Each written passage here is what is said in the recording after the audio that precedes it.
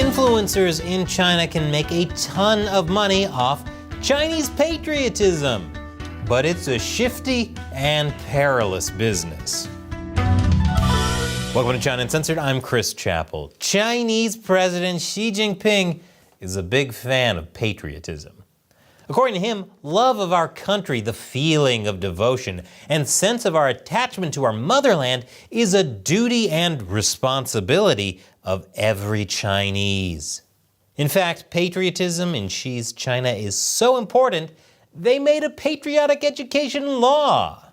Oh yes, look at these kids loving the Communist Party as mandated by law. The law is meant to do things like unify thoughts and gather the strength of the people for the great cause of building a strong country. I wonder what they're gathering their strength for. The Chinese army showed this short video of simulated attacks on Taiwan, with missiles fired from land, sea, and air into the island's territory. But like most things in communist China, even patriotism comes with some serious risks. Lately, China has seen the rise of a new type of hyper-patriotic influencer called Ziganwu. They can make good money posting videos on Xigua, which is basically China's YouTube. Chinese social media accounts with more than 1 million followers can make around a few $100,000 a year in China. They can also get endorsements and partnerships with brands that want to align themselves with these mandatory patriotic sentiments. Oh yes, patriotism! But in China, being a patriotic influencer can just as easily lead to misfortune. For example, in January, one of these influencers went on the prowl for signs that people weren't being as patriotic as the law demanded. And he found it. Look at this mall, covered in red circle stickers that say Happy 2024 and wished shoppers a refreshing and blooming new year. It seemed innocent, but this blogger knew better. He claimed they were not actually New Year's decorations, but were in fact nationalistic Japanese symbols with the red circles representing the red sun in the Japanese flag. Nailed it. The influencer scolded the management at the mall, saying, "This is Nanjing, not Tokyo. Why are you putting up junk like this?" The police even got involved, and they sided with the influencer. They had the New Year's decorations taken down before issuing the staff at the mall with a stark warning. But then the backlash began. Other Chinese social media users began mocking him, posting images of all the red circular objects that would have to be taken down based on this guy's video, such as Huawei's logo, red traffic lights, sunrises, and even posters of Mao Zedong with a rising sun in the background.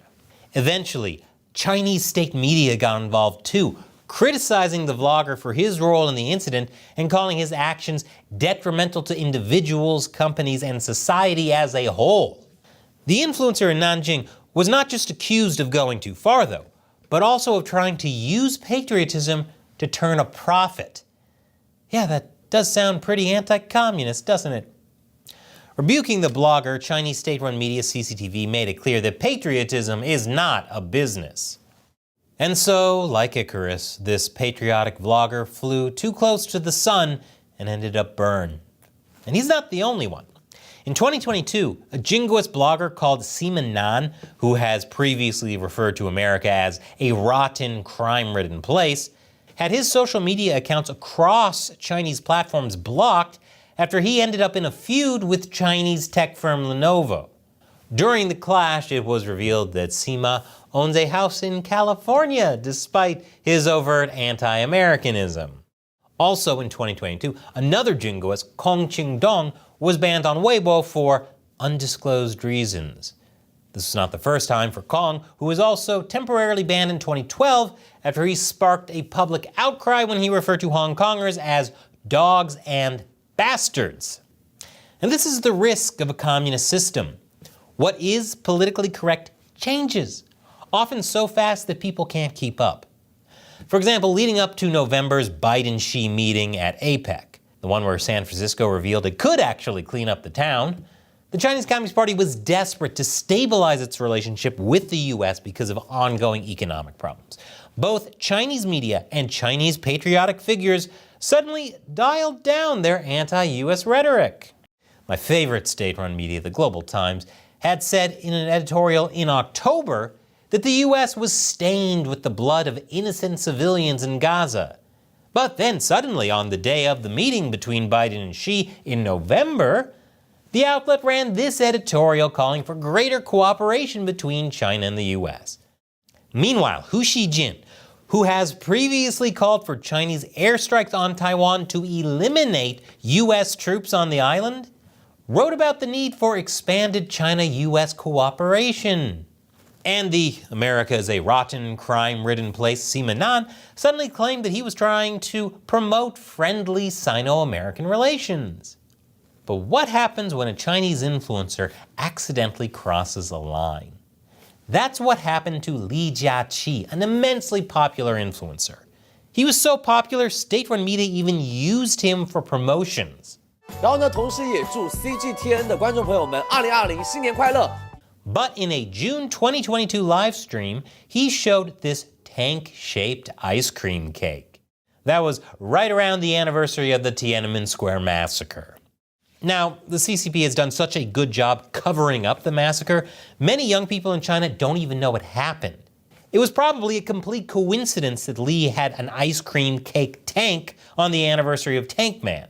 But censors immediately shut down the stream and he was gone. But the CCP crackdown had a bit of a Streisand effect. Many of his equally young viewers were confused, so they began asking questions about the tank reference and began to look for answers. One of them credited Li's disappearance for generating awareness about hidden pages of Chinese history, saying, "Thanks to Li, I now get to know that history." But sometimes the patriotic influencers end up causing a lot of trouble for the CCP.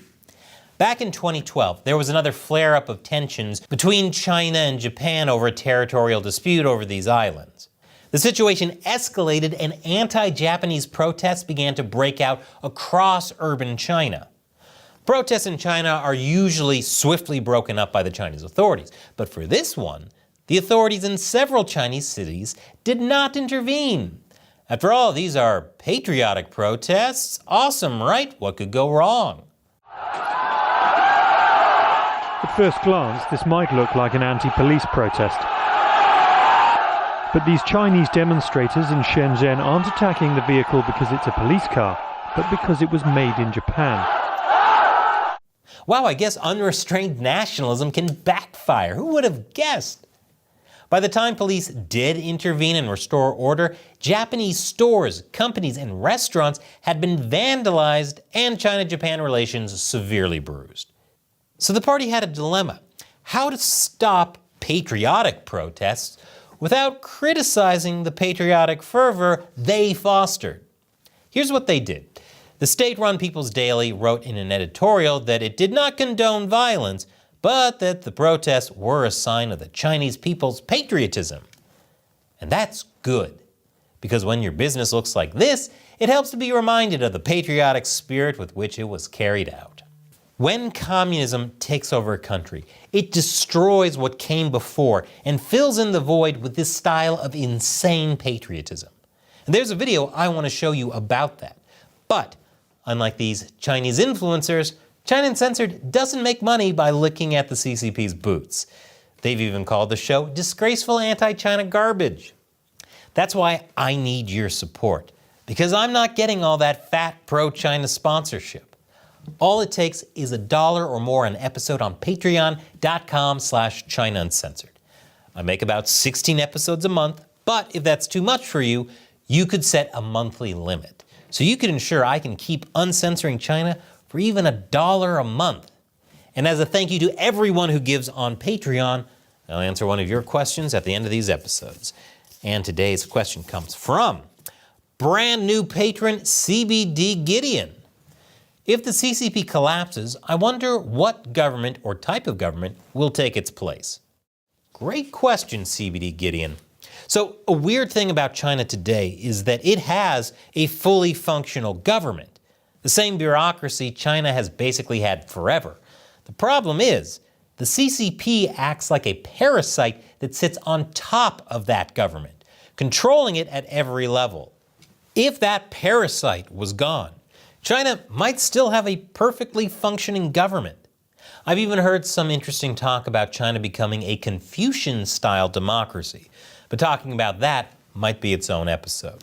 Let me know in the comments below if you'd like me to make that.